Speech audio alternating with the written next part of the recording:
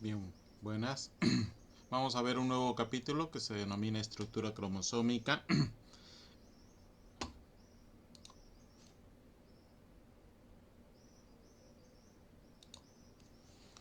Bien, el cromosoma no es otra cosa que una estructura nucleoproteica. Estas proteínas, ¿no?, que envuelven a la molécula de ADN hacen que ésta se compacte.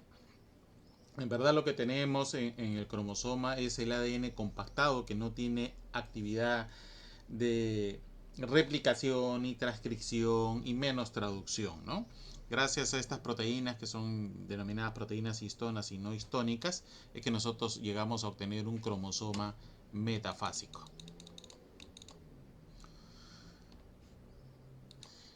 En humanos tenemos 46 cromosomas, de los cuales 22 son pares autosómicos, ¿no? O sea, 44 en total, que son idénticos en tamaño, forma y que también portan los mismos genes. Y tenemos un par sexual que pueden ser, ¿no?, el cromosoma X y el cromosoma Y, que son de diferente forma y tamaño. Cada cromosoma contiene más o menos entre 48 y 240 millones de nucleótidos. Recordemos que el ADN tiene 3 por 10 a la 9 nucleótidos. Si nosotros sacamos el ADN de una célula y la colocamos en forma lineal, esta más o menos va a medir 1,80 m de longitud. ¿No? Entonces, dentro de los cromosomas, nosotros tenemos el ADN con los genes, ¿no? Estos van a ser repartidos, porque la idea es que los cromosomas, al condensarse, cada cromosoma homólogo que está duplicado o replicado en su información, ¿no?, va a transmitir cada molécula de ADN con los genes a cada célula hija producto de la división celular, sea la mitosis o sea la meiosis, ¿ya? Realmente son vehículos de herencia estos cromosomas, ¿no? Bien, si nosotros vemos, el ADN realmente se compacta unas 10.000 veces, ¿no? Tenemos la cromatina con 2 nanómetros, luego se va enrollando sobre estructuras proteicas llamadas nucleosomas. Estas se siguen plegando, forman el dominio, luego el solenoide, la cromátida y finalmente la estructura del cromosoma, ¿no?, que es realmente el ADN súper enrollado. Ahí tenemos, por ejemplo, esto que ustedes ven de color azul, el ADN que está siendo compactado en esta estructura conocida como nucleosoma, ¿no? Este ADN ya los genes ahí no transcriben, están inactivados, forman esta especie de cuenta de collar o de rosario, ¿no? Y vemos una fotografía. Si queremos un típico cromosoma metafásico, ahí lo tenemos, ¿no? Esta es una fotografía tridimensional donde ustedes van a ver una cromátida de acá, un brazo y otro cromátida de este lado. Esto es porque el material genético ya ha sido previamente replicado durante la fase S del ciclo celular. Entonces el material ya llega replicado y lo que sucede solamente es la condensación de este material genético, ¿no? En esta animación veremos lo extraordinarias que resultan las maneras en las que el DNA se empaqueta densamente de modo que pueda caber en el núcleo de cualquier célula. El proceso comienza con el ensamblaje del nucleosoma, que se forma cuando 8 subunidades de proteínas histónicas se unen a la molécula de DNA. La estructura resultante, formada por un bucle de DNA unido a las proteínas histónicas, es el nucleosoma. Numerosos nucleosomas forman una hilera a modo de rosario en la que se disponen apilados unos con otros. El resultado final es una fibra de nucleosomas empaquetados conocida como cromatina. Esta fibra, que en este estado presenta un grosor de 30 nanómetros, se enrolla y se condensa con la ayuda de otras proteínas que no se muestran aquí. Este extraordinario plegamiento múltiple permite que 180 centímetros de DNA quepan en el núcleo de cada una de las células de nuestro organismo, un objeto tan pequeño que 100.000 núcleos cabrían en la punta de una aguja. El resultado final es que el DNA está densamente empaquetado en las conocidas estructuras que podemos ver al microscopio, los cromosomas.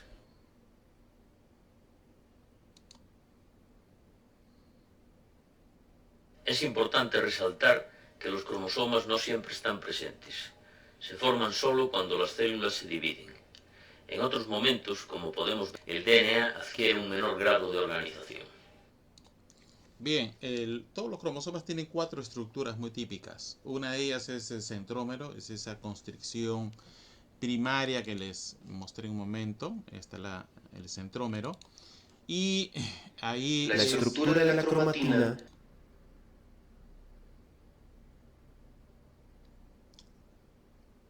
bien, la estructura del cromosoma tiene 4 estructuras que nosotros vamos a poder observar. Una de ellas es el centrómero que les había mencionado, esta zona al centro, que es donde es una especie de constricción que va a servir para que el uso cromosómico durante el proceso de división celular, ¿no? Permita que los cromosomas se separen para cada una de las células hijas, ¿no? Cada una de las cromáticas se va a separar a través del centrómero y pasan esas fibras a través de esta. Luego tenemos los telómeros que están hacia los extremos, son zonas muy ricas en guanina y citosina, altamente repetitivas, pero lo que hacen realmente los centrómeros es darle estabilidad a los cromosomas, ¿no?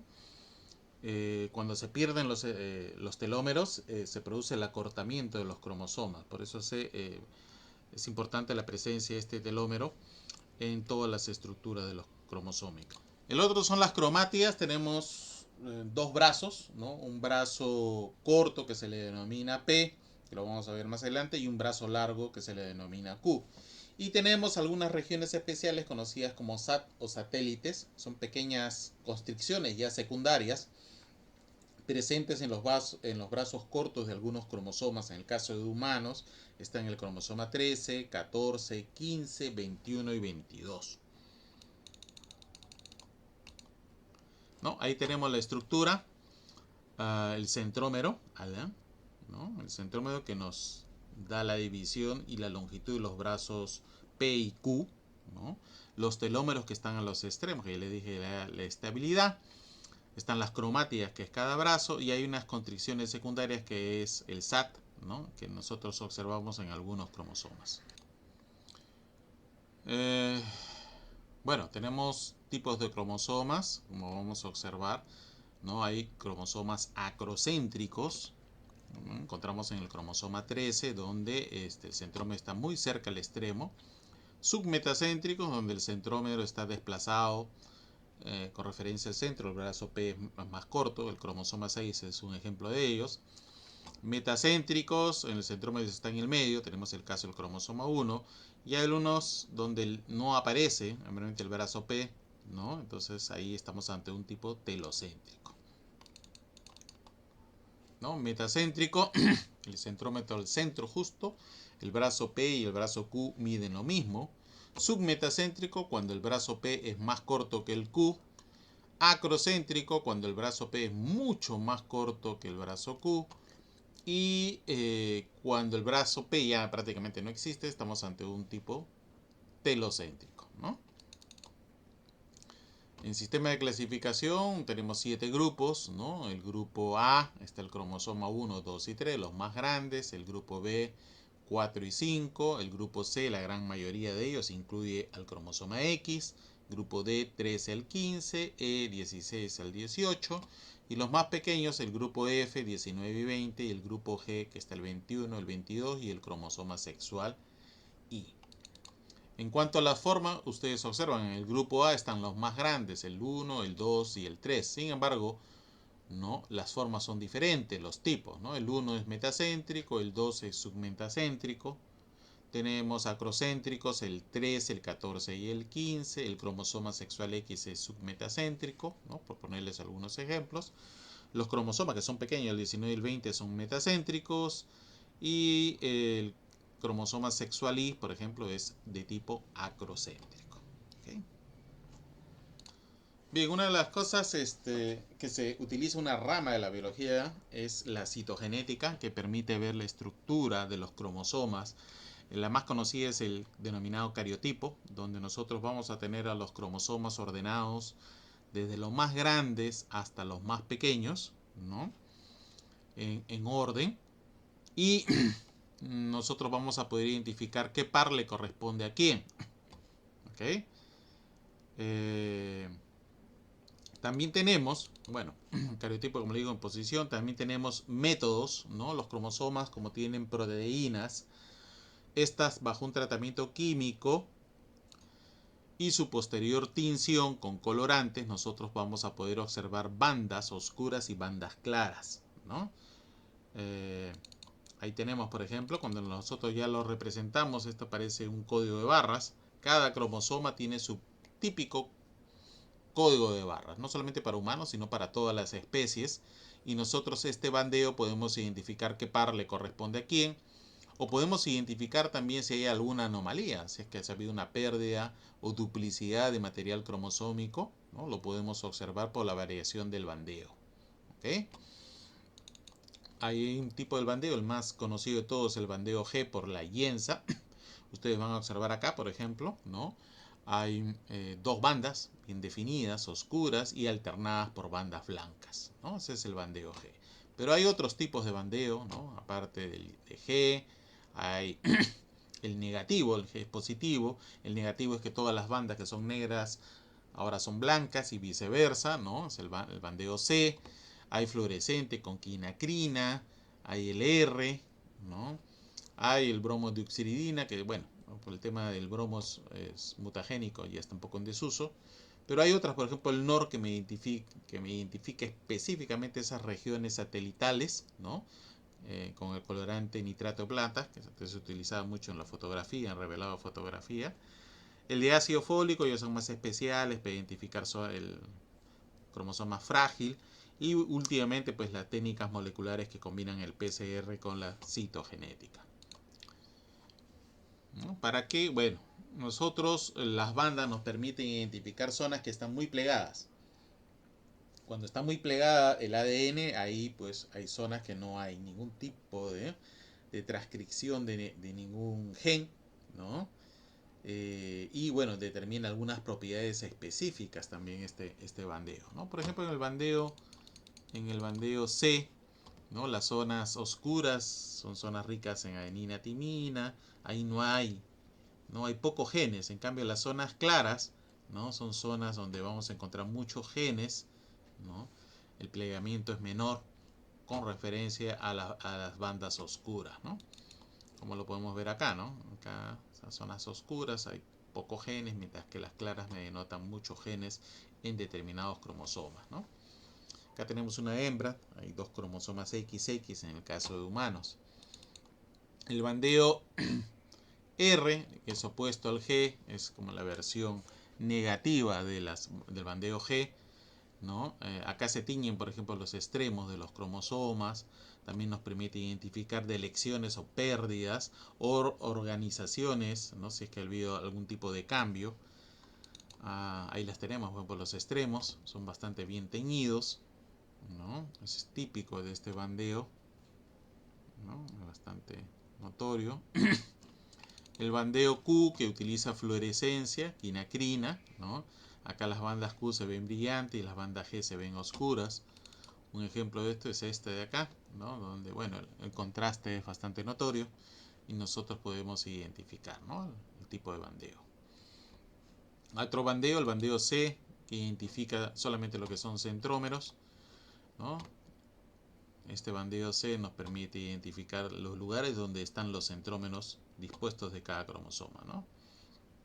Eso va a depender del tipo de cromosoma, ¿no? Metacéntricos al centro, submetacéntricos un poco movidos, acrocéntricos ya van hacia los extremos, ¿no?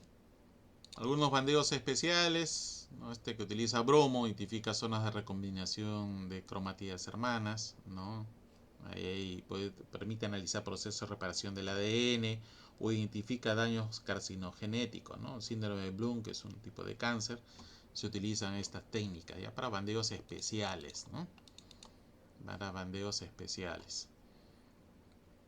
El de NOR identifica esas regiones satelitales, o también conocidas como regiones organizadoras del nucleolo, que solamente lo tiene 5 cromosomas en el caso de humanos, ¿no? Solamente 5 de ellos. Acá lo vamos a poder, el 13, el 14, el 15, el 21 y el 22. ¿no? Solamente lo tienen esas 5 regiones, ¿no? Esas regiones organizadoras del nucleolo son regiones que solamente transcriben, no traducen, solamente se transcriben ARN ribosómico. Y ese ARN ribosómico se utiliza porque es parte de la estructura de los ribosomas, que van a ser las estructuras que van a finalmente a traducir la información de las moléculas de ARN de los genes. Entonces se necesita en cantidad y bueno, es solamente estas regiones están constantemente produciendo ARN ribosómico, ¿no? Otros, por ejemplo, el sitio frágil. Es muy conocido el sitio frágil porque produce retardo mental ligado al cromosoma X, ¿no? Estos sitios frágiles que se utiliza son zonas sensibles al ácido fólico, al folato. Producen estas especies de muescas, ¿no? En el cromosoma X. Cuando se observa esto, es que, bueno, es un niño, una persona que ha nacido con retardo mental, ¿no? Que está ligado al cromosoma X, ¿no? Bien, otras técnicas útiles es la combinación del famoso FISH, hibridación fluorescente in situ, que es la combinación de PCR. Utilizan sondas o primers meramente específicos para determinadas zonas, que se les utiliza cuando está en el tratamiento, en el proceso de condensación del material genético, y hace que brillen, ¿no? Estos cromosomas específicamente hace que brillen dependiendo de la zona, identifica un área de los cromosomas, ¿no? Entonces, acá tenemos el material, ustedes, ¿no? Típico PCR, ¿no? Esta sonda se hibridiza y finalmente, ¿no? Identifico, ¿no? En el cromosoma la fluorescencia, ¿no? Son muy útiles para poder identificar, por ejemplo, delecciones que son muy pequeñitas, que de repente el bandeo no permite identificar, pero con la fluorescencia y la especificidad de estas ondas me permite identificar alguna anomalía, ¿no? También me permite identificar las zonas alfoides, que son unas secuencias repetidas en el centrómero, que son específicas para cada cromosoma. Puedo ver reorganizaciones cromosómicas, ¿no?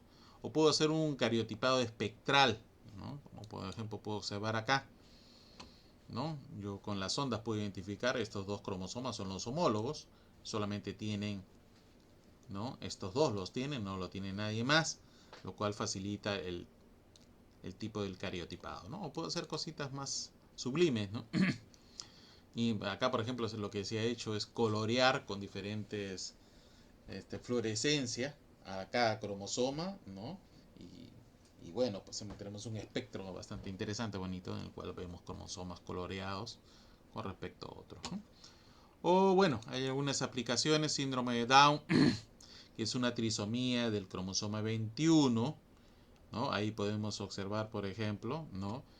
En otros países se hace el análisis prenatal, ¿no? Si se sospecha que hay síndrome de Down, se saca algunas células, ¿no?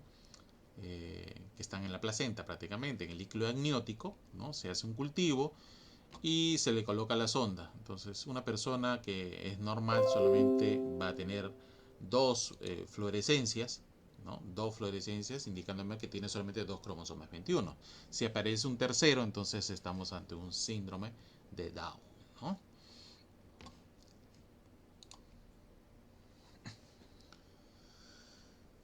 Bien, el material genético antes del proceso, bueno, cuando tenemos simplemente a la célula en ciclo celular, en fase G sub 0, en el cual están los genes transcribiendo y traduciendo la información. No todos los genes, ya lo habíamos dicho, no todos los genes se transcriben. Algunos genes están totalmente plegados, compactados, ¿no? Y no permiten la traducción. ¿Okay? Pero hay otros que sí, ¿no? Esas zonas son un poco menos compactadas, ¿no? Esa cromatina. Y ahí vamos a tener dos diferencias importantes, ¿no? La eucromatina y la heterocromatina. La eucromatina es la que se conoce también como cromatina verdadera, ¿no? Es el ADN que no está condensado en interfaces, está produciendo mediante toda la síntesis de proteínas y enzimas necesarias para el metabolismo. Se caracteriza también porque su replicación es temprana durante la fase S. Ya saben que la fase S es para la síntesis o replicación del material genético, ¿no? Y acá encontramos en esta eucromatina genes activos, ¿no? Genes que están en proceso de transcripción constantes. En la heterocromatina es todo lo inverso, ¿no? También se lo conoce como cromatina no verdadera, ¿no? Es el ADN condensado. Ahí su replicación es tardía, los genes generalmente son inactivos, ¿no? O hay regiones no codificadoras, mucho intrón. Pero generalmente lo que sucede en esta heterocromatina es que no encontramos genes activos, todos están inactivados, ¿no? Lo podemos observar acá, ¿no? Esas zonas oscuras, ¿no? De la heterocromatina y esas zonas claras, ¿no? Donde realmente hay genes que están en proceso de transcripción, ¿no? Bien, en la eucromatina, ya les mencionamos que son los genes activos, ¿no? ¿Qué sucede, por ejemplo, de un bandeo G? ¿No? O sea, bandas oscuras, estas bandas están porque es en la fase S tardía del ciclo celular, son regiones de alta contenido de ninitimina, ¿no? Posee la mayoría de las secuencias LIGE, secuencias meramente que no transcriben, ¿no? Acá realmente hay pocos genes, ¿no? Pocos genes o ningún gen realmente se ubica en estas zonas, ¿no? Pero en el bandeo R es todo lo contrario, se forman bandas claras, ¿no? Esta es ya la fase S temprana del ciclo celular, son todo lo contrario, son regiones ricas en guanina y citosina, están las famosas secuencias SYN, que son realmente las que poseen muchos genes, ¿no? En esta bandeo R sí podemos identificar nosotros las bandas claras, que son zonas que poseen muchos genes, ¿no? Para hacer identificación de genes específicos. En la heterocromatina vamos a tener, ya dijimos que son genes inactivos, ¿no? O regiones no codificadoras. Vamos a tener dos tipos ahí, heterocromatina constitutiva y heterocromatina facultativa, ¿no?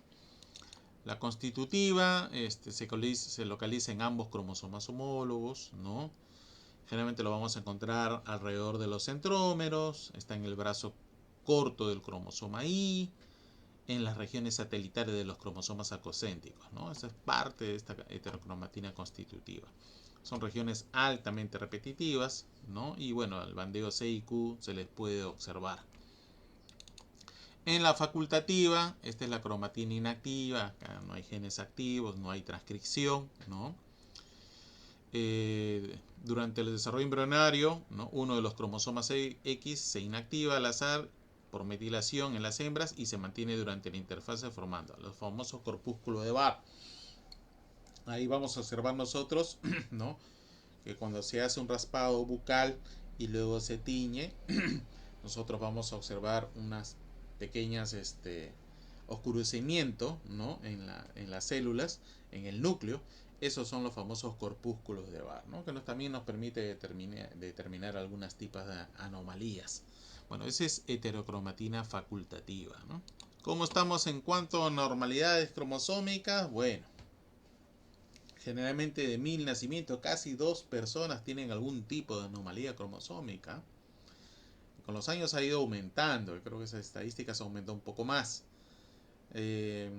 Por ejemplo, efectos multifactoriales significa efectos ambientales muy grandes, es más o menos de 46 a 1000 nacimientos vivos. Algunos efectos cuasigenéticos, 1.2, y otras anomalías ya congénitas que no tenían nada que ver necesariamente con cromosómicos, 26 a 1000. Pero más o menos está así, ¿no? De casi 1000 personas, 2 probablemente tienen algún tipo de anomalía cromosómica. Bien, las anomalías, tenemos dos tipos de grandes anomalías cromosómicas. Una es en el número de cromosomas, ¿no?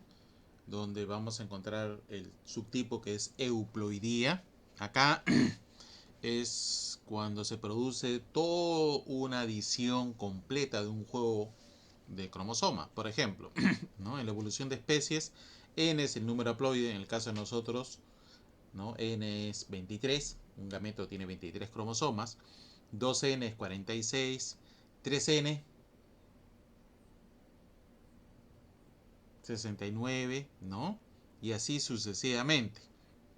Las especies también han evolucionado por el número de cromosomas. Hay especies que no son diploides, sino todos son tetraploides, incluso octaploides. Hay variedades de papas, por ejemplo, que son octaploides, ¿no?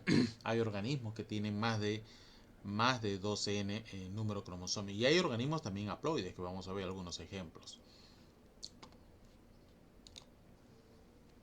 Los casos más comunes, por ejemplo, en humanos, 3n69 representa prácticamente el 20% de los abortos espontáneos, ¿no?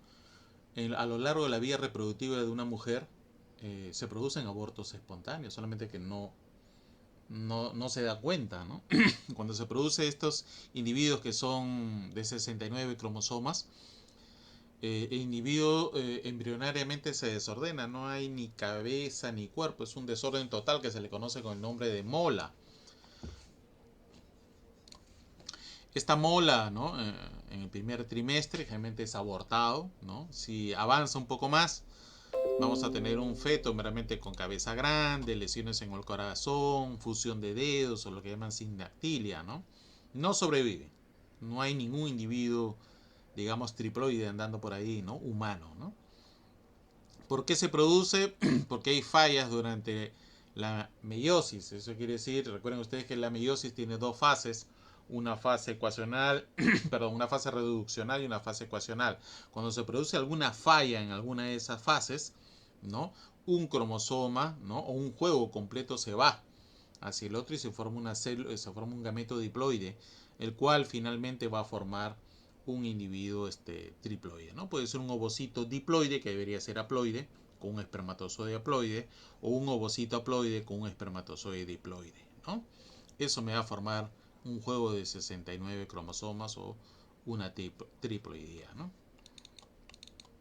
También tenemos los tetraploides 4n92, más raros. 6% de los abortos espontáneos se deben a eso, ya les dije, se pierden, ¿no? A veces sin darse cuenta, no se saben. El primer trimestre prácticamente mueren todos, hay un desastre, por ejemplo, es un retardo de crecimiento, microcefalia, no desarrolla el encéfalo, tiene una serie de malformaciones múltiples, sobre todo cardíacas, ¿no? Y generalmente se da por fallas en la división celular después de la fertilización, ¿no? El otro subgrupo es cuando se produce la adición o pérdida de uno o algunos cromosomas, ¿no? De un juego completo. Por ejemplo, el síndrome de Down, que es la triploidía, ¿no? En el cromosoma 21. Los individuos normales tenemos 46 cromosomas, pero un individuo Down tiene en sus células 47 cromosomas debido a que tiene un cromosoma 21 adicional. Esta trisomía, ¿no? Donde hay 3 juegos de copias, se da mayormente en el cromosoma 21. El síndrome de Down es la única trisomía que el individuo sobrevive y llega incluso hasta la adultez. Pero hay otras trisomías, 13 y 18, ¿no? Donde los individuos no sobreviven, nacen muertos o mueren a las pocas semanas, ¿no? Hay trisomía también en los cromosomas sexuales, hay individuos, ¿no? Que tienen 3 cromosomas X y no 2, o tienen 2 cromosomas X y un Y, ¿no? Esos también son tipos de neuploidías, ¿no?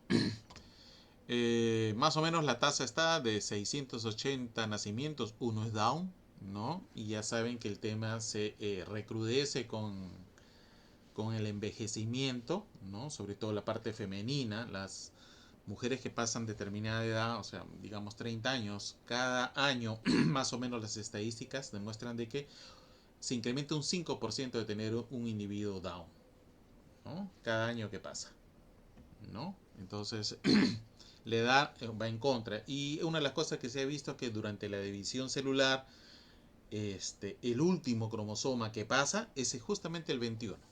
Y por alguna razón, si no llega, hay un problema en el uso cromosómico, la velocidad de transmisión del cromosoma 21 se queda en una de las células y bueno, tenemos un cromosoma 21 adicional. Las otras trisomías, la del 13 es 1 en 50.000, un poco más raro, ¿no? O el par 18, 1 en 8.000, ¿no? Es un poco más raro. Ahí tenemos, por ejemplo, una trisomía 21. ¿Dónde está? ¿Dónde está? Acá está, ¿no? Acá abajo ustedes van a observar.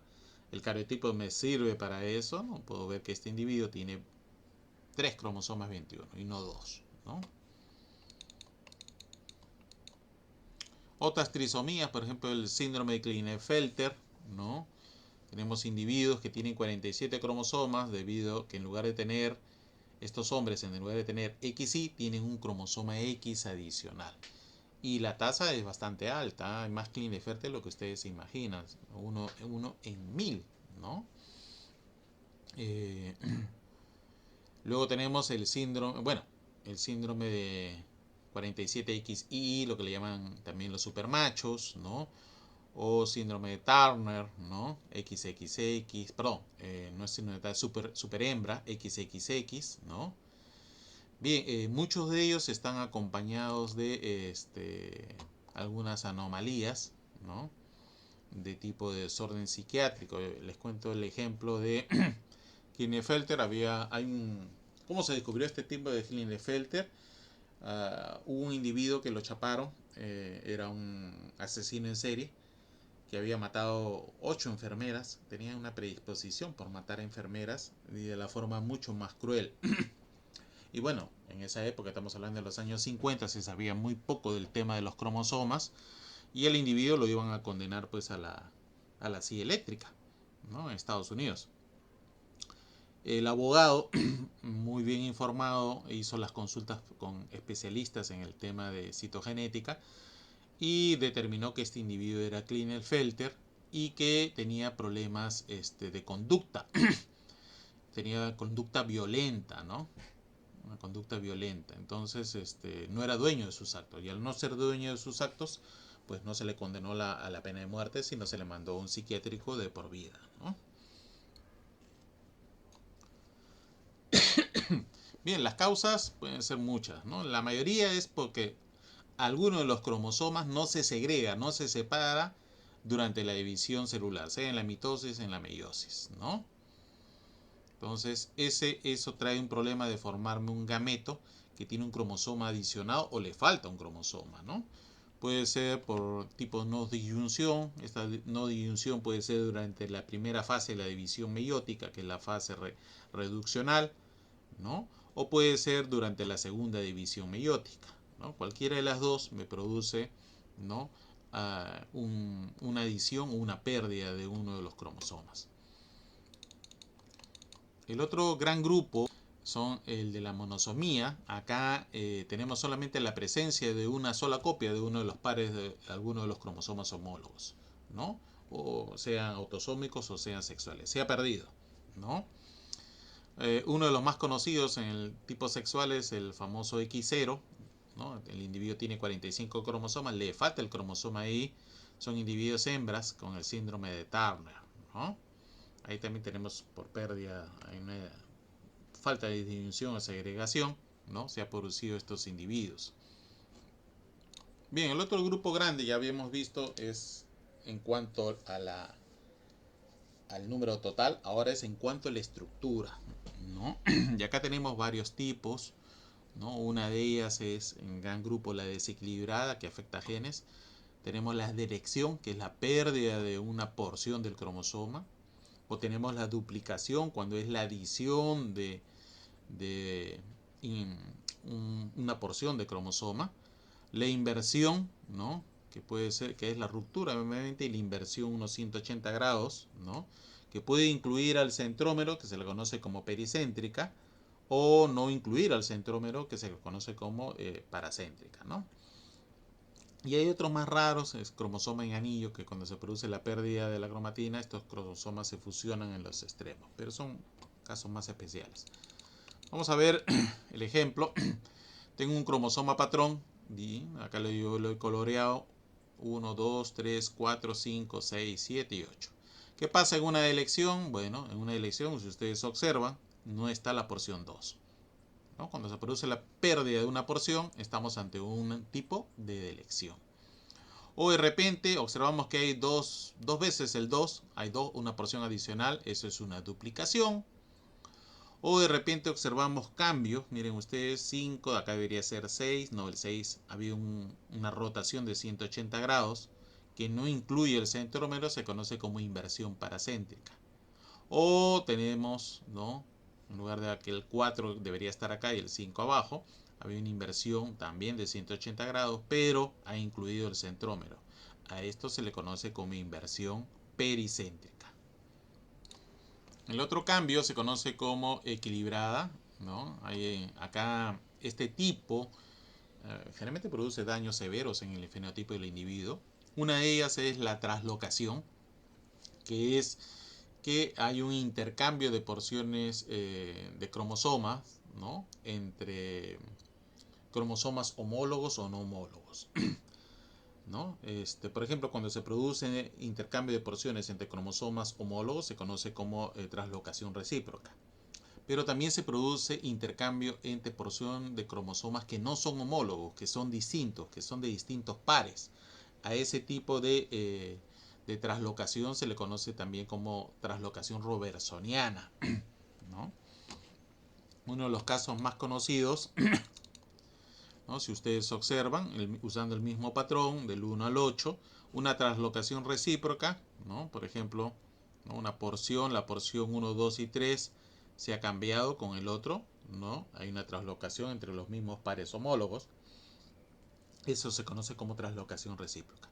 Pero cuando un cromosoma pierde y el otro gana una porción de cromosoma, entonces estamos ante una traslocación robertsoniana, ¿no? En el caso de vacunos, que lo vamos a ver en prácticas, hay un ejemplo, ahí les he puesto una foto. Ahí les muestro a ustedes, miren, los vacunos tienen 60 cromosomas. Pero ahí, ¿qué es lo que sucede en esta traslocación? El 1 con el cromosoma 29 se pegan y forman un cromosoma submetacéntrico que pasa desapercibido.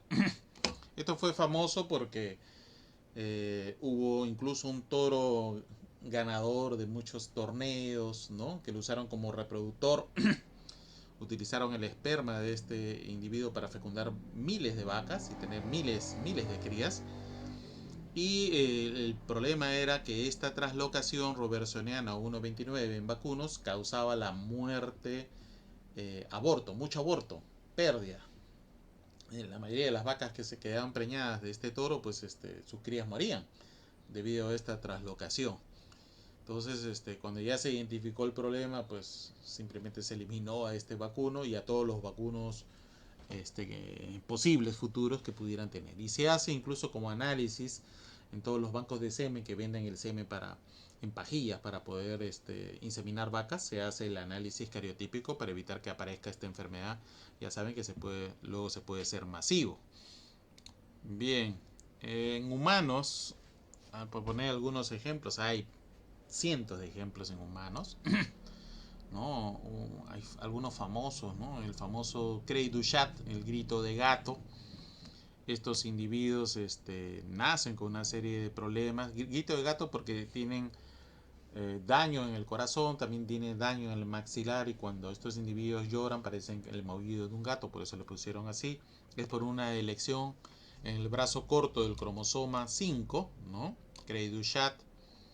Otros, por ejemplo, el X frágil, ¿no? Que está en el brazo largo del del brazo largo del cromosoma X, ¿no? Esto produce retardo mental en estos individuos, es irreversible totalmente, ¿no? Otros más pequeñitos, por ejemplo, es el famoso las microdelecciones. Una de ellas es una microdelección que produce dos fenotipos diferentes, ¿no? La famosa enfermedad de Prader-Willi, que se da en el cromosoma 15, en el brazo largo. Estos individuos tienen totalmente, ¿no? Un individuo son flacos, totalmente flacos, casi inexpresivos, mientras que los otros son, a pesar de ser la misma microdelección, son individuos obesos, más risueños, están constantemente alegres, riéndose, ¿no? Pero tienen algún tipo de retardo, ¿no? Y el otro es el de el cromosoma Filadelfia, famoso leucemia mieloide, a los individuos que les diagnostican esta traslocación que se da entre el cromosoma 9 y el cromosoma 22, esta T significa translocación, ya saben que estos individuos en pocos meses morirán, ¿no? Eso lo saben incluso los que trabajan en el área de citogenética en los hospitales. Tengo un amigo que trabaja en el hospital, en el Almenara, y una vez que determinan esto, ya saben que este individuo va a morir en pocos meses, ¿no? Algunos otros síntomas, síndrome de Patot, como les dije, trisomía 13, la única trisomía que sobrevive es la de síndrome de Down del 21. Estos individuos en verdad tienen una serie de daños, ¿no? Ahí miren ustedes, faciales, sobre todo daños cardíacos, y eso los lleva a la muerte finalmente, ¿no?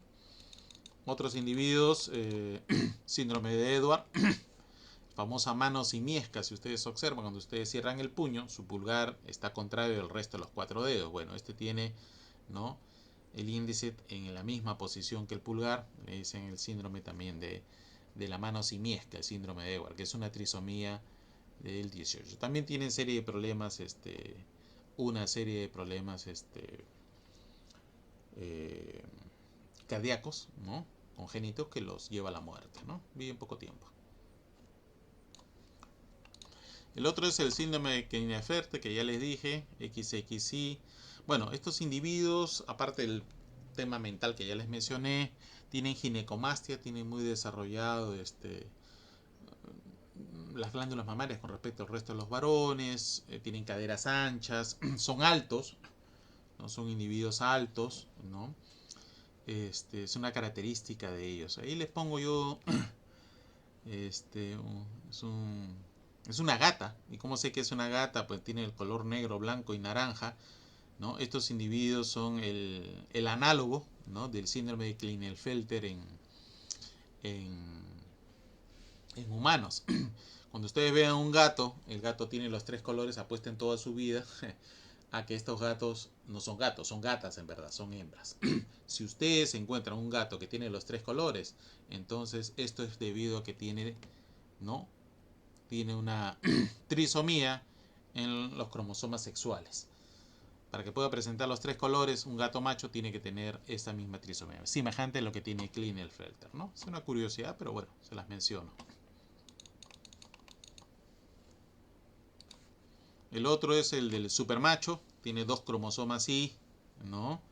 El famoso Richard Spitt fue uno de los primeros en ser estudiado con esta anomalía, ¿no? Son individuos que ustedes los ven aparentemente normales, ¿no?, pero tienen algunos tipos de anomalías, digámoslo así, psiquiátricas, ¿no? Entonces, bueno, ya los especialistas saben cuando encuentran este tipo de varones, ¿no? El síndrome de Turner, como ya les había mencionado, es la pérdida de uno de los cromosomas, en este caso el cromosoma Y, ¿no? No hay cromosoma Y, ustedes lo observan, es un X0, ¿no? Estos individuos son generalmente hembras de baja estatura, ¿no? Tienen un típico, el famoso cuello alar. Tienen el cuello bastante, el músculo lo tienen bastante desarrollado. Acterigio, que le llaman también, ¿no? Famoso cuello alar. Pero bueno, tienen una serie de problemas, tienen retardo mental, capacidad reproductiva, no se reproducen, nacen, realmente son estériles, etcétera, ¿no? Ahí le tengo un Cri du Chat muy ligero. Los Cri du Chat generalmente suelen morir, ¿no? Pero hay algunos que también se producen una pequeña delección en el cromosoma 5, desarrollan, pues el individuo tiene pues una apariencia de un individuo con retardo, etcétera, ¿no? Si ustedes observan en el cuadro, ¿no?, ya se ha probado que los animales triploides o tetraploides ganan mayor peso con los que no lo son. ¿Ok? Ahí tenemos un ejemplo de poliploidías, ¿no? Si ustedes observan, hay 3 puntos, ¿no? Hay 3 puntos. No sé si logran ver el cursor. Hay 3 puntos dentro de cada célula, lo cual demuestra que tiene 3 núcleos. ¿No? Esto se hace mucho. Organismos diploides para tener animales de más peso, pero también produce esterilidad. ¿Ya? Ese es un aspecto importante también aplicado. Vamos a ver, la esterilidad con los organismos triploides. ¿Qué peces triploides tenemos? Bueno, alguno conocido ahí, se ha hecho trucha, Oncorhynchus, ¿no? A ver, también en tilapia, que ya les mostré, ¿no? En fin, básicamente salmónidos y algunos peces tropicales, ¿ok? Otro aspecto interesante es, la pregunta es, ¿por qué el animal crece más? ¿Por qué el animal crece más?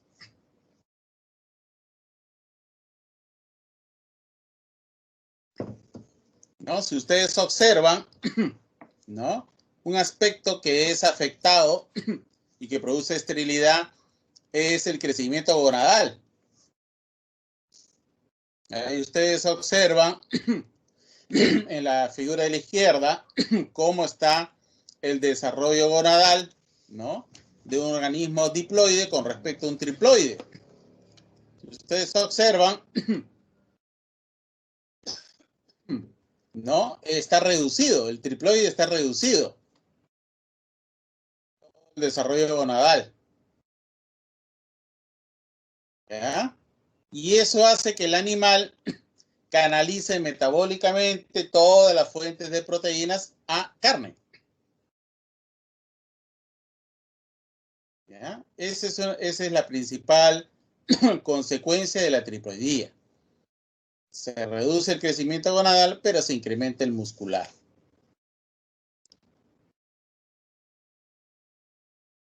Bien, a eso le puse un ejemplo en humanos. En humanos, bueno, hay 4N92, no progresan. El resto de animales, seguramente, el tema de los tetra y triploides en forma natural no progresan, ¿no? Hay problemas en la división y, bueno, se pierden, se mueren. Nacen muertos mayormente, ¿no? La ventaja ya se las había mencionado, ¿no? ¿Por qué se está utilizando estos organismos? Hay un tema comercial, obviamente, más que de investigación solamente. Hay un tema comercial. Y bueno, tetraploides, ¿no? Casos muy, muy raros. Ahí le muestro un individuo tetraploide humano, pero en verdad no es un tetraploide todo, ¿no? Es un tetraploide diploide, es un mosaico. Es un individuo que tiene células que tienen su 2N, pero otras células tienen 4N. Es un mosaico, tiene una mezcla de ambos tipos de líneas celulares, ¿no? Diploide y tetraploide. En moluscos también se hace el tema de triploides. Muchos lo habían desarrollado nuestros amigos de Chile, ¿no? Últimos trabajos que había visto usaban antes inducción química. ¿Cómo así? A ver, durante la división celular, en un proceso mitótico, ¿es gracias a qué? ¿Por qué se separan los cromosomas? ¿Qué ayuda a que se separan los cromosomas?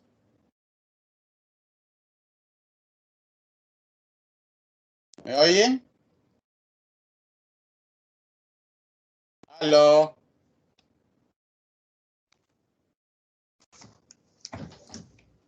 Sí, profesor. Ah, Son por los pues, microtúbulos. claro, el uso ¿Me escucha? acrosómico son microtúbulos, ¿verdad? Sí. El uso acrosómico son microtúbulos, son proteínas, en otras palabras. Y un químico, caso, por ejemplo, de la colchicina, ¿no? La colchicina puede llegar, se fue. La colchicina puede llegar a reducir, ¿no? Reducir, realmente evitar que se forme el uso acrosómico y por lo tanto los cromosomas no se desplazan hacia los polos, que esa es la idea, ¿no? ¿Ok?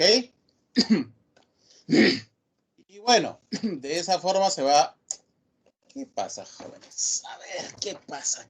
Chicos, tienen que avisar porque yo no veo su pantalla. Ok. Entonces, de esa forma se obtiene, lo utilizan mucho, lo han usado en concha abanico. Bueno, los chilenos también tienen concha abanico y otros bivalvos, ¿no? Se puede usar alcaloides, como el caso de la colchicina, se puede usar otros químicos, se puede usar temperatura, también que altera la división celular, o puede usarse algún aspecto físico, como UV, etcétera, ¿no? Bien, los aneuploides, que es la otra variante, es cuando ya no compromete todos los cromosomas de un individuo, sino aparte de ellos, ¿ya? Puede ser por la pérdida de la edición. Ahí tenemos, por ejemplo, en humanos, ese 4721P, ¿qué es? ¿Alguien sabe?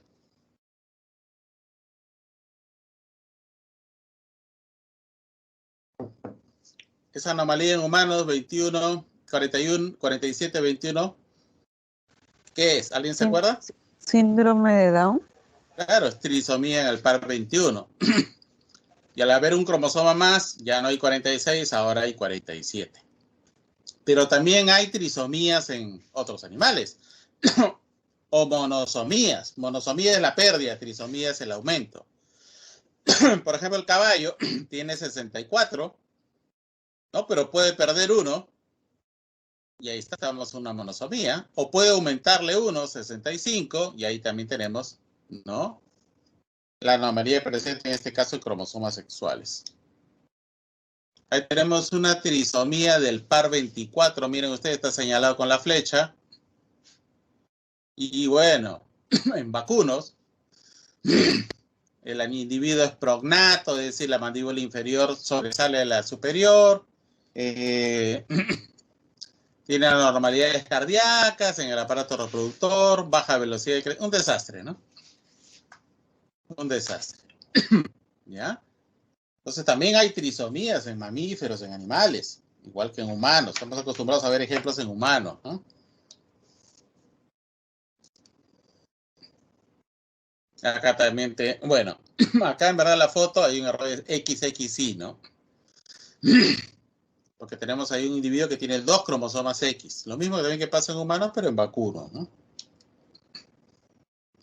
Ahí tenemos 3X, una trisomía en equinos. Hay una trisomía ahí en equinos. Bien, este es uno de los modelos que se han desarrollado para la trisomía más famosa, que es la trisomía del par 21. Recuerden que hay trisomías también en el par 18, en el 13, pero la única que sobrevive y llega a la adultez es el síndrome de Down. Por lo tanto, hay familias que tienen Downs y que, bueno, hacer estudios en humanos es más difícil. Así que lo que se ha hecho es obtener una rata Down muy semejante a la trisomía del par 21. ¿Ya? Y el candidato, lo que han hecho es secuenciar, bueno, ya saben, el proyecto Genoma de ratón, lo han comparado con el de humano, y han preguntado cuál es el cromosoma que más genes parecidos tiene en el ratón. Y el candidato ha sido, pues, el cromosoma 16. No están todos, pero sí, la gran mayoría está en el cromosoma 16. Y bueno, con tecnologías reproductivas y todo lo demás, han hecho un ratón que es trisómico para ese cromosoma. Y bueno, comienza a aparecer, pues, las características muy parecidas a lo que se da en Downs humanos, ¿no? Es un modelo animal.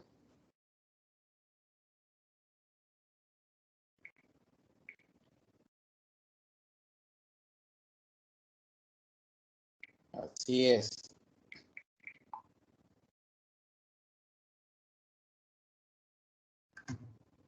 Ahí está. Un trabajito que interesante. Bien, continuamos. Síndrome de Klinefelter. Otro rasgo interesante, ¿no? Individuos que tipológicamente masculinos con algunas características como ginecomastia, ¿no? Caderas anchas. Son alargados estos individuos, muy propensos a la violencia también, ¿eh? Muy propensos a la violencia. Ahí le pongo yo un gato cálico, en verdad es una gata. Los gatos, ya saben, cuando usted ve a un gato con 3 colores, ¿ese es macho o hembra? Hembra, profesor. Hembra. Profesora. No hay machos cálicos. Es muy raro. Es raro. A menos que tenga un cromosoma adicional. Y eso es lo que pasa en estos gatos. Tienen otro cromosoma sexual presente. Al tener un cromosoma ahí son machos, pero como los genes están separados, entonces el individuo puede presentar un pelaje como las hembras, debido a que tiene un cromosoma X adicional. Ya son cositas así rarezas, pero se dan. Ahí tenemos otros individuos, por ejemplo, los superhombres, ¿no? ¿Da una ventaja tener un cromosoma Y adicional? ¿Qué dicen los caballeros? ¿Tendrá una ventaja tener otro cromosoma Y?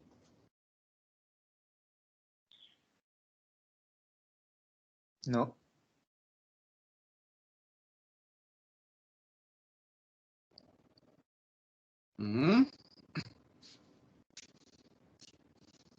¿Se acrecentará algo? La gente cree que solamente el cromosoma Y debería determinarme un superhombre. Pero recuerden, señores, que el cromosoma Y tiene solamente el TDF, que es el cromosoma que va a iniciar el proceso de masculinización. Ya lo vimos en un capítulo. Ese cromosoma, ese gen, es solamente para dar el play de honor, para que se activen otros genes masculinizantes.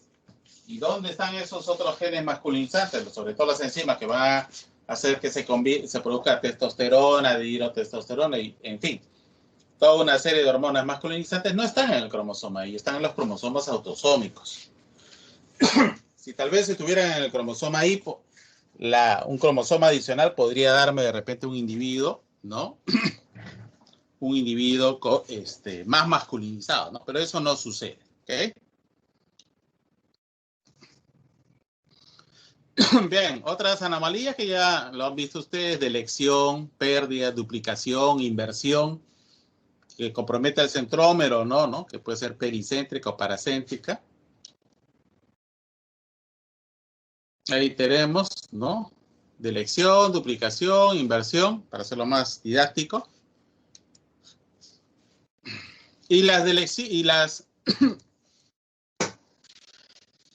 perdón. El intercambio de material, que puede ser equilibrado. Tenemos acá, por ejemplo, el tipo recíproco, donde se cambian porciones dentro del mismo cromosoma. Es el caso del cerdo. En el cromosoma 7 del cerdo sucede ese tipo de intercambio, y es un intercambio equilibrado. Pero también se pueden dar intercambios más grandes entre cromosomas diferentes, ¿no? Como es el robertsoniano, que lo encontramos en vacunos, es muy común, es un problema, ¿no? De cambio de fragmentos de cromosomas diferentes, uno gana y otro pierde, ¿no? Vamos a translocaciones robertsonianas.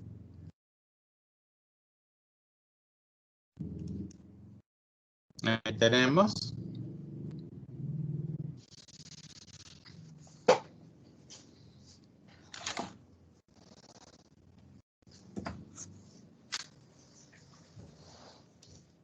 Y hay toda una serie de daños, ¿no? De alteraciones cromosómicas, ¿no? Por ejemplo, las trisomías, los tipos de quimeras, ¿no? Que se dan en vacunos, en ovinos, puede producir poco desarrollo testicular, o también se puede dar poco desarrollo ovárico, ¿no? De esas pérdidas de cromosomas sexuales, ¿no? infertilidad, por ejemplo, la translocación robertsoniana que les hablé, la de 59, hay una translocación entre el cromosoma 1 y 29 de vacunos. Los vacunos tienen 60 cromosomas. Esa translocación es casi imperceptible, ¿no? Los machos producen y, bueno, tienen consecuencias porque producen esterilidad, aborto, las crías no se logran, ¿no? Y es una aberración cromosómica que se anda constantemente analizando pues, para eliminarlo, ¿no? Del átomo. Imagínense un macho que tenga esto, le transmite a todas las hembras y vamos a tener problemas reproductivos, ¿no? Bien. Otros casos también pueden producir intersexualidad, por ejemplo, ¿no? Trisomía X en caballo, monosomía o trisomía en gato, o trisomías en vacunos, ¿no? También se ha registrado monosomías y trisomías del cromosoma X en cerdo y en perro, produce esterilidad. Y criptorquidismo, que es cuando no descienden los testículos y el individuo macho se esteriliza, ¿no? Se da mucho en caballos, ¿no? En caballos. Ahí tenemos la famosa translocación robertsoniana en vacuno, la más registrada, la 129, ¿no? Donde el cromosoma 1, acrocéntrico, y el cromosoma 29 se pegan y forman una especie de cromosoma submetacéntrico. Eso se da en vacuno, ¿no?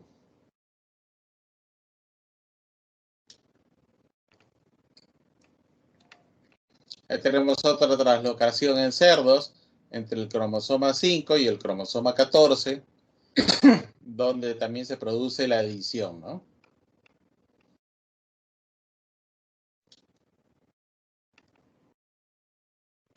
Otro tipo de translocación entre el cromosoma 1 y 8 en vacunos.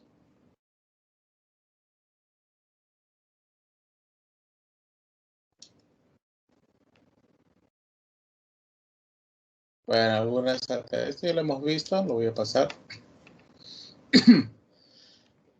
Bien, ¿qué defectos encontramos en el aparato reproductor en animales, ¿no? En vertebrados, para ser más exacto? Criptorquidismo, que ya decimos, no desciende uno o los dos testículos, puede ser monoclitidismo también. Ahí lo que pasa es que la alta temperatura, ¿no?, afecta la espermatogénesis. Por lo tanto, el individuo con el tiempo se vuelve estéril. Otra anomalía es la hipoplasia gonadal, que es el desarrollo de los testículos ovarios, pero pequeños, subdesarrollados, lo cual puede producir una esterilidad total o parcial, ¿no? Defectos espermáticos, ¿no? En los cordones espermáticos también se puede producir defectos. Ahí tenemos un criptorquidismo en camélidos. El individuo solamente el testículo derecho ha descendido, más no el izquierdo, ¿no? O hipoplasia ovárica, a la izquierda está el ovario normal en tamaño, y miren ustedes, de la misma edad del animal, pero tiene pues ovarios, ¿no?, poco desarrollados. ¿Se ve, jóvenes? Sí. Ok. Ahí tenemos otra hipoplasia también, bien desarrollado el ovario, pero poco desarrollado en camélidos, ¿no? La hipoplasia testicular, miren ustedes, el izquierdo comparado con el derecho, ¿no? Estamos hablando de animales adultos, ¿no? Casi la misma edad.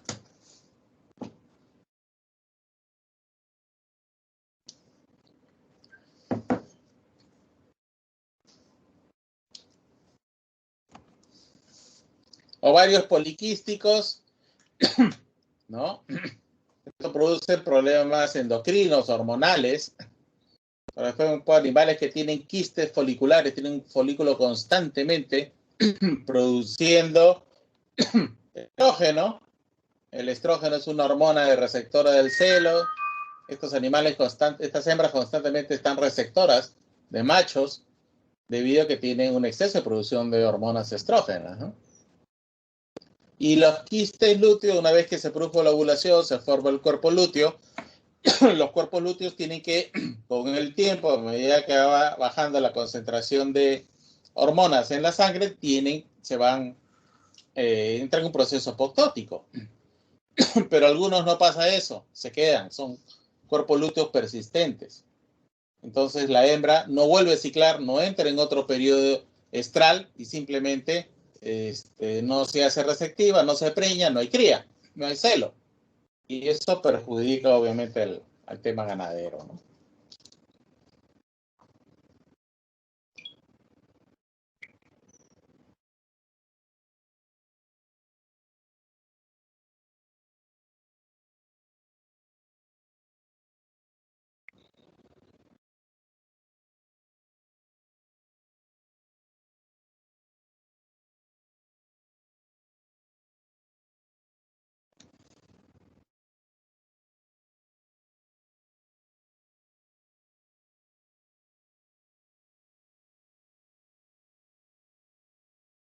Un minuto, por favor.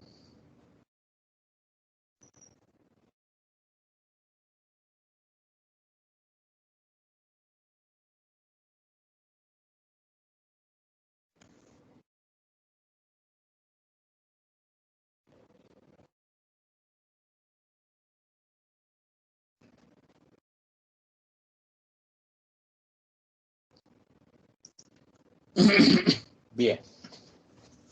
A ver.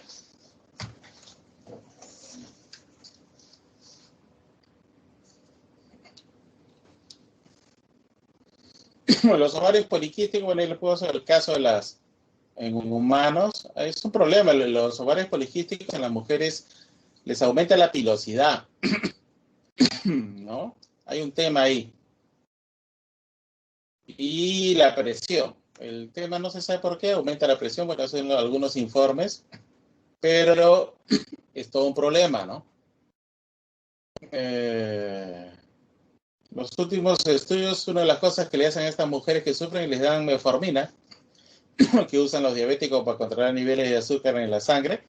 No se sabe de qué forma actúa el mecanismo, pero evita la formación de ovarios poliquísticos que podrían tener efectos secundarios, ¿no? Mortalidad prenatal. Recuerden ustedes que se puede morir el embrión o se puede morir el feto. ¿Ya? Temas de esterilidad, ya hablamos, e infertilidad. ¿Alguien sabe cuál es la diferencia entre ser estéril y ser infértil? ¿O es lo mismo?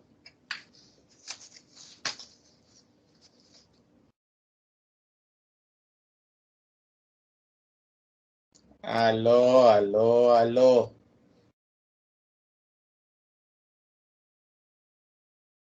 Profesor, si se lo escucha. Sí, pero ustedes no a mí. ¿Qué diferencia entre ser estéril y ser infértil? ¿Cuál es la diferencia? A ver, ¿quién me dice? La infertilidad se puede tratar. Profesor, el estéril no se puede reproducir, no se puede reproducir. La infertilidad A se puede ver, tratar. apellidos jóvenes. Escucho una bulla ahí, no sé. Como una máquina. Alguien está en un lugar, por favor apague su micro, está en un lugar con ruido. Ahora sí. Me decía cuál es la diferencia. Señores, un ratito, por favor, apague. Ya, ahora sí. ¿Me decías apellido? Llamo Cabáez, profesor. Que estéril sí puede reproducir. Estéril sí se puede reproducir, en este caso los machos, pero cuando hablamos de infertilidad, todavía puede tener un... A ver.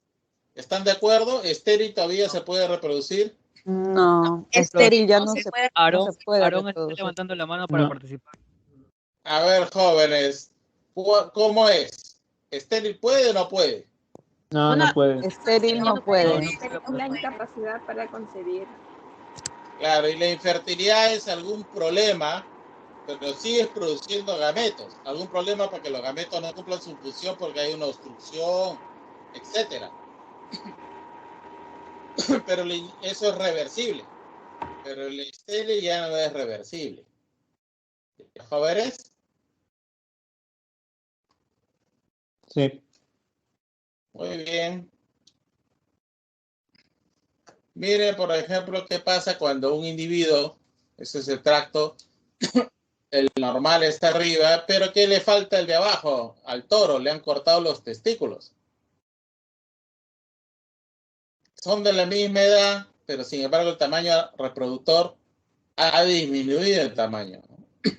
Al no ver testosterona y otras hormonas masculinizantes, el aparato reproductor se va como degenerando, ¿no?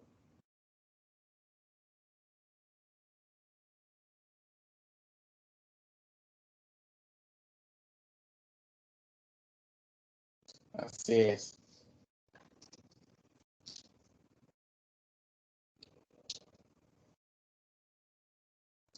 Y la intersexualidad, que ya hemos visto una parte, es esa ambigüedad entre la genitalia interna y externa del individuo, ¿no?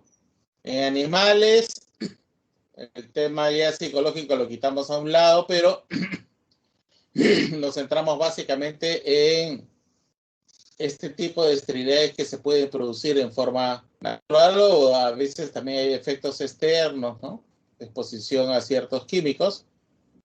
Pero sabemos que hay una ambigüedad entre la genitalia externa y la interna, ¿eh? Ahí tenemos, por ejemplo, una oveja a la izquierda, una oveja hembra, porque tiene glándulas mamarias, pero tiene testículos. Y a la derecha tenemos un individuo que tiene ovarios, pero también tiene pene, ¿no? Ambiguo.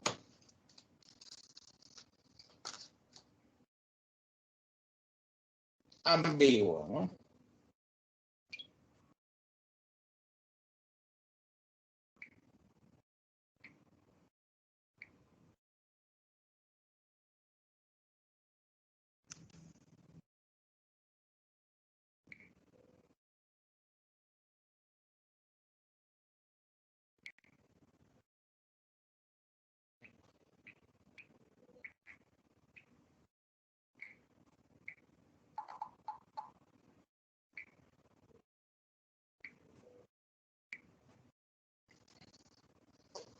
A ver.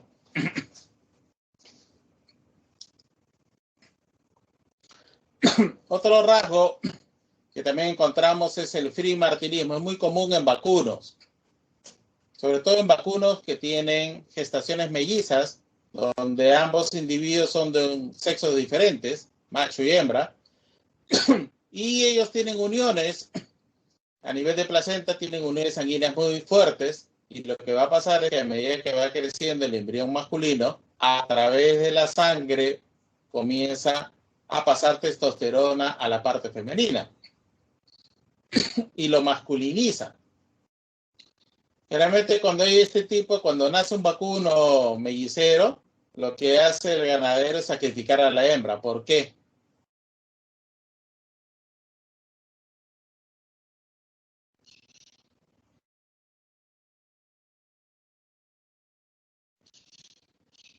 Porque es una hembra masculinizada, no va a montar, no va a tener crías, es un desastre. Así que la manda para Camal. El otro es el tema del aborto, también afecta. Hay varias causas para producir aborto. El otro es el tema de la modificación fetal. Por alguna razón, el feto se reabsorbe, se queda, ¿no? Y involuciona. ¿Ok? Se dan unas especies. Por ejemplo, en conejos es muy dable encontrar estas modificaciones fetales, ¿no? Ahí tenemos el free-martinismo. Ustedes van a ver, ¿no? Hembra y macho, y miren las conexiones sanguíneas que hay entre las placentas, es muy notoria.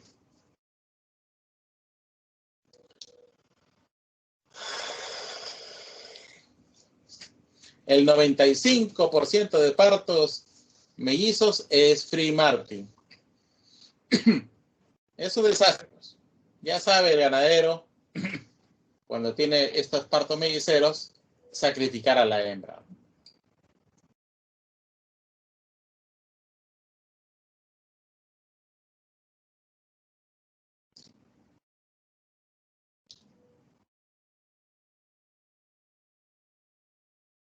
Bien, el otro tema es el de la formación de híbridos.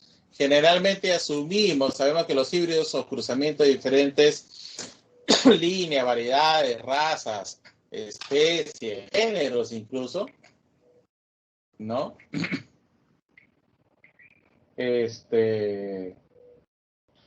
Produce vigor híbrido, pero también produce individuos que son fértiles, en algunos casos, parcialmente fértiles o estériles finalmente, ¿no? No hay una verdad 100%, ¿no? Ahí tenemos, por ejemplo, cruces de diferentes géneros, cruces de diferentes especies. ¿No? ¿Me oyen, jóvenes? Jóvenes. Sí, pero Sí, profesor. Sí. Están viendo la novela, creo, ¿eh? Ay, muchachos. Pues, días después, profesor, mañana es examen y tengo que ver las 8 clases que nos envió, más los 50 videos. No les va a alcanzar el tiempo. No se distraigan.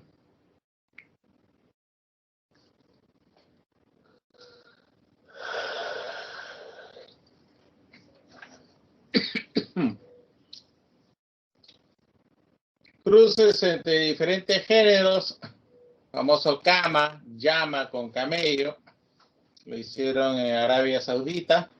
Estos animales están separados 50 millones de años, sin embargo se logró un individuo híbrido, ¿no? O también este el gato silvestre con gato normal, un cruce comercial, o el búfalo con el Bos taurus, que es por la inseminación artificial, ¿no? Incluso en peces, el pangasio es un pez asiático y el paco es un pez de acá de la Amazonía, también se ha cruzado y se obtiene un híbrido de mayor peso. Entre diferentes especies, bueno, esto es lo que está pasando por el calentamiento global y desaparición del casquete polar del norte, ¿no? El oso blanco ha bajado, huyendo prácticamente, y bueno, se ha cruzado con la especie que vive en Norteamérica.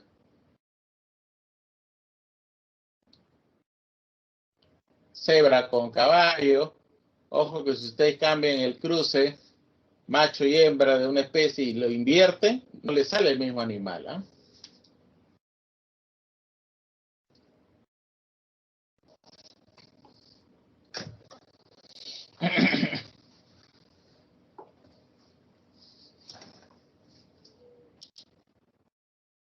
Este es el típico cruce de asno con yegua.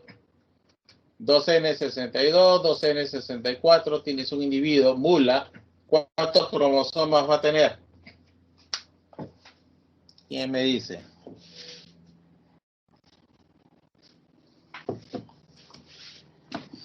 ¿Ah? ¿Cómo dijo, profesor? ¿Puede ¿Jóvenes? volver a decir? 63. 63. Chicos, 63. ¿Por qué 63? A ver, ¿tu apellido? Cordero. Cordero, ¿por qué 63?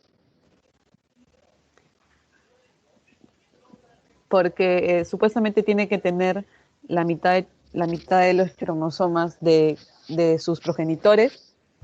En uno va a tener 31 y en el otro va a tener 32. 63. Ajá. Ajá. Muy bien, Cordero. Ok.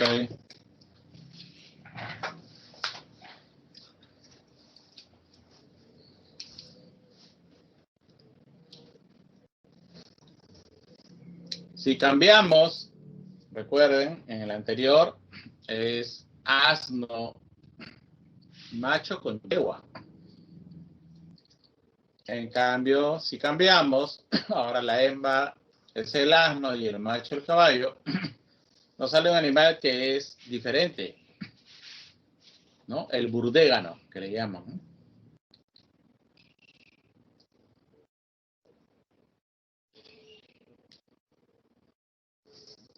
O el cruce de animales, ¿no? Por ejemplo, este bos grillo, que es un animal del Himalaya, ¿no? Con cruce con vacunos de leche normal, es una raza Holstein. Lo que pasa es que vas a tener un individuo que te va a producir más leche y es rústico, pues este animal se alimenta de pasto seco, ¿no? Ambas características deseables en un solo animal. O esta raza, ¿no? Bos tauro con bos índico para tener carne y leche a la vez. Acá en el Perú también esta raza la utilizamos en Amazonas, zona caliente donde hay parásitos y estrés térmico. Y bueno, cruces entre diferentes variedades, razas.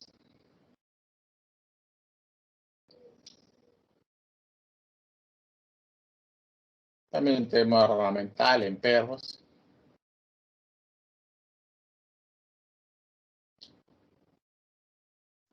En peces. Endler, por ejemplo, ¿no?